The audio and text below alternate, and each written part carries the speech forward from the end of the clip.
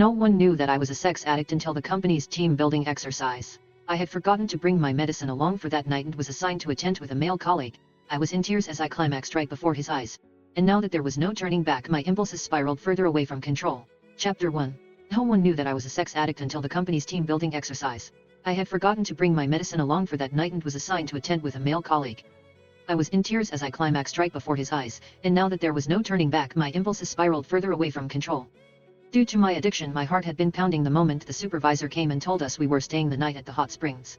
If I even had an instant of skin contact with a man, my libido would flare up in minor cases, and in worst cases I would straight up get an orgasm. I had never told anyone because it was just so embarrassing, and when I was younger, I had presumed I'd simply get better once I was an adult.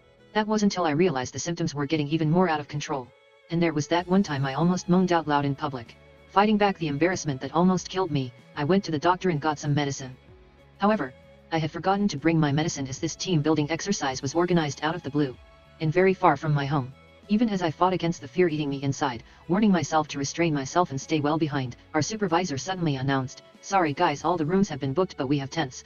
There aren't many, so we're just going to have to make do. Ruth, you're going to Dean's tent." And that was how we got to the situation right now, me, a sex addict with no meds within reach, following the burly man into the tent. I did my best to keep to a corner in the tent, biting my lip and closing my eyes, while telling myself to fall asleep as soon as I could before the last dosage lost effect. But that was when Dean came to me. "What's wrong?" he asked. I could feel his body warmth from my back, and my skin was already crawling. "Nothing. I'm fine. Please, just stay away from me." Even as the stimulation extended from my skin to the rest of my body, I knew the pain was coming. I checked my phone and only saw that it was midnight, 6 hours since I had last taken my pills. It was losing effect soon. Chapter 2. Soon. My whole body was shuddering, while there was a warm stream gushing out between my legs.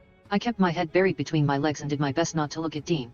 People would mock me for being a skank if they noticed my condition, and I couldn't bear to stay in the company at that point. Meanwhile, Miles Hendricks, the other colleague in the tent, was already snoring out loud. I kept clenching my knuckles, my own nails digging into my palm. The pain calmed me somewhat, and I told Dean, "Sorry, I'm not distancing myself, I'm just not feeling well." Never could I have expected Dean to move toward me without another word, reaching out with his large warm palm and pressing it over my forehead. Even as he held his palm steady, I found myself staring at his chest and nothing else. I could also see that distinct collarbone and chiseled chest under his shirt. I seemed to tighten at the very next second and orgasm in my embarrassment, and the ensuing moan could barely be stifled. Worst of all, I was trembling even worse after I orgasmed, and Dean could clearly feel me shaking. "That's strange. Why are you so flushed? You don't even have a fever," he murmured, not giving up feeling my forehead and cheeks just then. I trembled even more and turned my face away, but it was the back of the tent right behind me. Having nowhere else to go, I clenched my jaw so I wouldn't moan again, even as I decided I couldn't stay